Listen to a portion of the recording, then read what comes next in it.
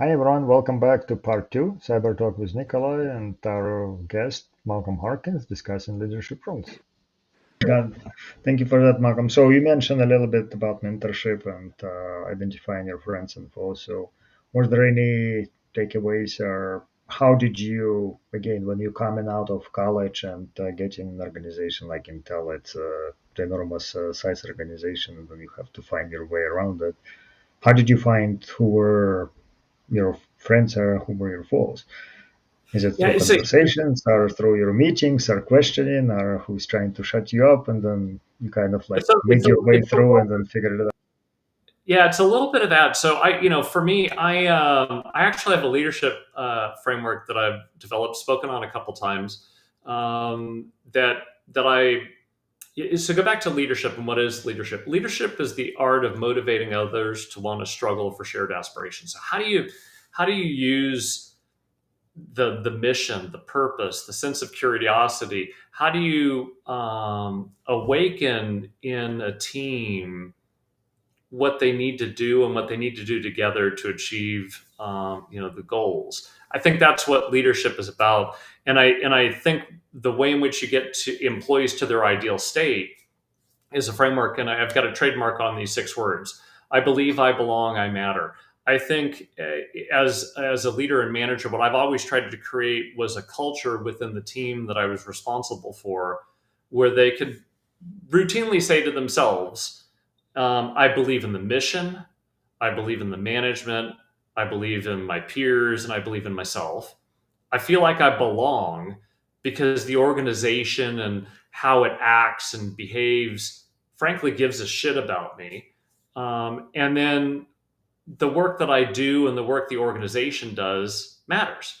And I think if you can create a culture, an organization, and an environment where people can say, I believe, I belong, I matter, they're always going to be in their ideal state. They're always going to be performing at their ideal level. And they're not going to be afraid to question management. They're not going to be afraid to question their peers. And they're not going to be afraid to also be accountable and say, I screwed up, or I didn't do what I was supposed to do, or I fell short, and ask for help. And so for me, I think you've got to cultivate that type of a culture, and you've got to be bold in doing that. And to some extent, one of the ways to do that is when you're managing up, is you need to recognize your team is watching you, right? And if they see you doing a going along to get along because that just seems like the polite thing to do versus what's necessary to get the job done, or what's necessary to enable the achievement of the corporate goals or the mission of the next organization. Now, sometimes you compress those things because the organization of a different team really is the mission that needs to be supported, in which case you curtail your own deliverables for that broader success. So the question just becomes, how do you do that? And I think because I play that game very transparently. Some people hold their cards close to the vest. I lay all my cards on the table and tell you how I'm going to play the hand. And if you want to play against me, I might lose, but I'll play against you as hard as I can, and I'll show you my hand as I'm before I play my hand. Yeah, that's kind of interesting concept. And I remember those things that you said, 6 words, I believe, I belong and I matter. So back from the CISO event that we had at Berkeley and you Oh taught the yeah, class in God. 2013. Yeah. Yeah, it's been like 10 years ago. So seems like not that long ago. Yeah, it was definitely interesting. And when you talk about managing up, how would somebody need to approach? Because that's kind of one of those situations when somebody doesn't want to be seen as, people call it brown nose, versus you trying to exert some qualities and show your management that you can trying to deliver different things. So it's a fine line, and like you said, it's more of an art when you're trying to express your leadership. So people watching, the one that reports into you, or when your peers, what you're trying to do, and then you also have to be careful with upper management, how you approach them and how you manage them up. So what are your best advice, or ideas. How did you approach that situation, or how did you manage yourself up? Well, so I never, again, perception is reality. I don't think in my style I ever brown nosed. It was more, me, to some extent pushing my management team harder. And I didn't wait for things. Anything that was adjacent to me that I could pick up and do that would add value, I just went and did. Somebody asked why you're doing that. And I was like, because it needs to be done. And if somebody says, well, that's my job, and it's like, well, then why the hell weren't you doing it? If you want it back, here you go, but do it and do it right. Otherwise, I've got it and I'll carry forward with it. Right. So for me, I think it all gets back to execution and communicating. Hell, I still write a weekly every week. I grew up doing them at Intel. I did them for years. I want everybody to understand what I'm working on, what I see as an issue. Again, part of this management thing that, again, friend, foe, lean in or step out of the way. If people know where I'm headed, they know what I believe and they know why I believe it in terms of what's working, what's not working, and what I'm going to go do. They can either get on board or get out of the way or get run over. I really don't care which. But pick one of those choices. Lean in with me, step to the side, or if you're in my way and it's a core objective, you're going to get run over. And, like I said, it doesn't work in some cultures. And to some extent, it sometimes hasn't worked for me, but it's who I am. And I think, people have to figure out what's authentic for them. And I think if you're authentic for yourself, again, I'm noisy, other people are quiet. Well, how do you leverage quietness to be a powerful voice so that when you say something, everybody listens, right? So it doesn't all have to be one style. You just have to figure out what's genuine to you, what matters to you, and how you continually move the needle and move the ball forward in your business and for the scope of work that you've got. And when you do that, you should naturally stand out.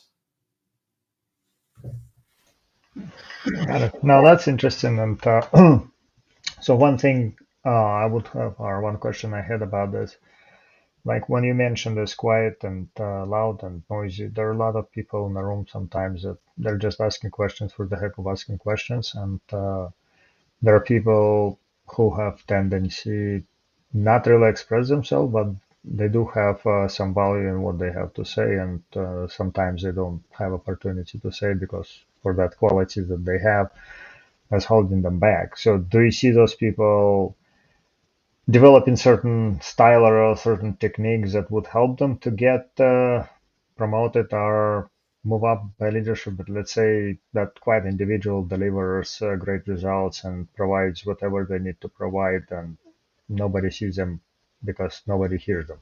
So that's a typical situation that I observe. There are some people that will do a great job, and they try to do better every day and help company to move forward, but they're not being visible or not developing those relationships that are essentially crucial for somebody to move up management style or management ladder, that there's because they're quiet.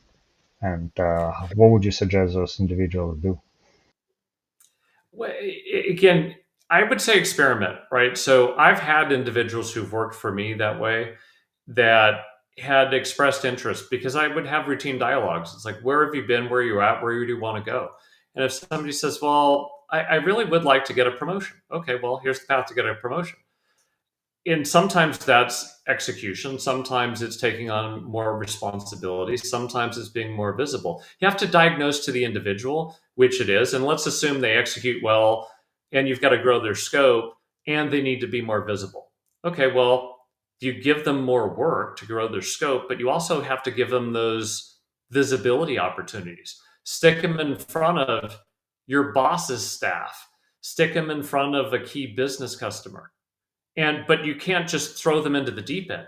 You kind of have to, if they're a little bit shy or a little bit more reserved or a little bit quiet, you've got to, like Intel would have these presenting for action classes. mean, heck, I actually took some of my team, and there was a couple people over the years that were a little bit quieter, struggled with presentation skills and stuff. I sent them to media training. They did like week-long immersion stuff with people who were news anchors, right? Because that type of presentation skills and recordings and press interviews and stuff like that, I figured if I stretched them that way, then getting up in front of 15 people in a conference room is going to be easy, right? But I tailored it to the individuals in terms of what I thought would work well. Now, in some cases, again, as a leader, I put some people in some early management roles because they wanted to explore it, but it had to be no harm, no foul.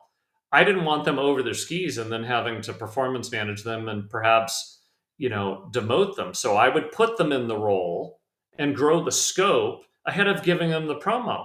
Why? Because less risk for them, less risk for me, right?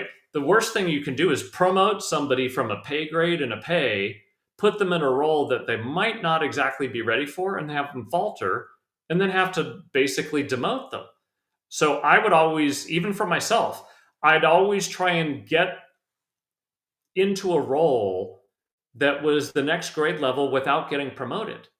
And guess what? That was the fastest way to a promotion, which is why I got promoted every 18 to 20 months at Intel for a couple decades. I would always grow my scope and take a role that was beyond the grade level, but I didn't ask for the promotion then. Somebody wanted to give it to me, I wouldn't turn it down, but I wanted to go say, I can do it at this lower grade level. And if I prove myself, then you can promote me. And I carried that philosophy within my teams, giving people, because that's safer, it gives them the room to grow. And then you've just got to coach and support them. But it's sometimes, and I've had this with people who've worked for me, after a year or so, they're like, I don't think I want to manage people. I don't think I want that visibility. Okay, great. Let's move you back to an individual contributor role, or move you from a director role back to a first line manager role with a small team. Because once they got above 30, 40, 50 people and they had 6 or 7 direct reports, and each of those 6 or 7 had 7 or 8 reports, they just got a little bit uncomfortable with that scope, that responsibility, and the visibility not only down to the team that you had to have, but the visibility up into the next level of management. Got it. No, that's interesting. So kind of like your view is help people to get more responsibility, see how they're doing, and then whenever they're ready for next level, give them promotion versus put somebody in a Give role them and then put training wheels on, and then make sure that they've got that down. Then take the training wheels off, and then run next to them for a little bit. And if they're good, great, start riding. You want to upgrade the bike, go for it, right? But that's the way to create, in essence, create the on ramp, yep. right? So if you use sports analogy, you don't go from t-ball as a kindergartner, to the major leagues, right? You've got all this prep and training and different skill levels with different people at different skills, which is why some people fall out of that because, let's face it, we're we're not all going to have the skills to transition to certain roles, and that's okay. So let everybody be the best that they want to be, and get them into that ideal state, because that's the best answer for them and the best answer for the business. Got it. No, definitely I'm on board with that. So one quick question, long question on your transition from so you said events of 9/11 essentially led you from going from CFO roles and start taking on additional responsibilities, building your backup and disasters and business continuity plans, and you were entrusted with something that you haven't done before and said, hey, I think Malcolm can execute. And how did that happen, and what did you learn from it, and then how did you move into how did you end up staying as a CISO and giving up your CFO? Because like every business analyst out of college or financial analyst, that's their dream to become CFO at one point. So you had this role and then you said, okay, I'm going to go into cybersecurity. That wasn't really a thing back in 20 on 9/11. Yeah, I'm mission oriented. So when the CIO asked me to run security and business continuity as a program manager, I was like, sure, you know. But within that first year, my understanding of the coming perfect storm of risk that I've written about, it's been in a lot of speeches, my books. I drew that 6 months after I got into the role because I could once the security team had educated me enough on threats and vulnerabilities and some of the other things, I started thinking out about the evolution of technology, and I could start seeing that while again it didn't tell that base of technology that has been there for years, the hope and promise of technology to connect and enrich lives, create social and economic benefit, I could foresee the coming risk storm. And I worried that we would be creating more harm than good. And, because of that, I got really sticky in the space. My understanding of materiality and risk from a financial perspective carried over because I could cross translate between the bits and bytes into material impact to the business.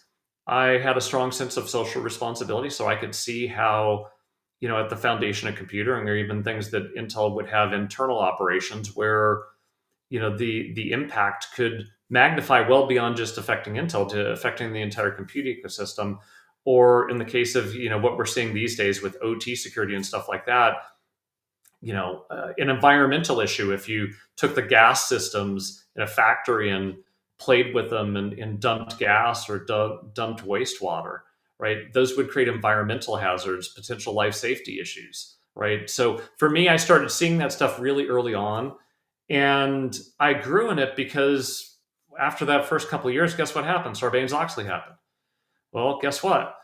I had the base of knowledge, and the Sarbanes-Oxley applications and infrastructure stuff was frankly off course.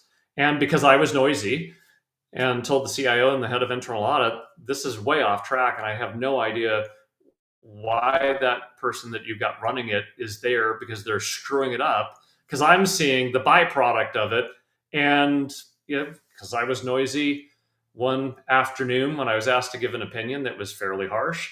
Next day, I get called and asked to take over all of that effort in 24 hours notice, which I did. And then I fixed it. And we got through it. And then when I came back, all of the controls around things like Sarbanes-Oxley, I brought with me. And then the data privacy team that were the non-lawyers, I pulled. Why? Because we had a privacy team under the legal team and a data protection team under the security team that didn't see eye to eye. Context was different for me. It was the same damn problem. Protecting data. It's just one was personal and one was intellectual property. Different scope, different perspective, but we had to have a structure that allowed us to deal with both. And so and then, one thing after another. You have a little thing like the AMD antitrust suit. Well, guess what happened? I used my IT emergency response processes to preserve data for the company, which wound me being the first person deposed in that, and then led to the creation of all the e-discovery stuff. E-discovery, in many ways, was a different type of forensic activity. Well, nest that with the investigations team. And so every time there was issues or events, the scope would expand, and I would just naturally go into the void with the team, fix it, backfill myself, nest it in the organization, and then it just grew and grew and grew. And so for me, that's how it evolved, which is also how I picked up corporate emergency management. The corporate emergency operations, because a senior manager had run it as a logical kind of virtual organization for natural disasters, physical, logical, and stuff. And they had been my boss, and when they had retired, that moved to me. Why? Because I had been a part of it since the beginning, and physical, logical. And so, like I said, it evolved over time. And it just worked. And then when I left Intel, Intel had made the decision to eliminate the chief security and privacy officer role. And I had known Stuart McClure at Silence. Him and I had been talking, and so one thing led to another. And he's like, "Hey, why don't you come work for me and be the chief security and trust officer?" It's like, great, easy. I knew the technology. I believed in it. I knew him.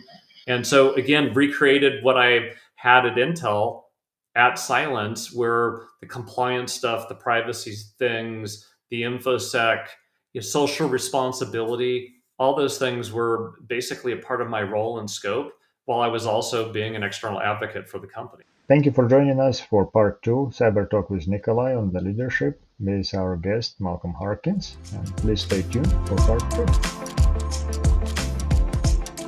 Thank you for listening. For more information, please go to www.issquaredinc.com.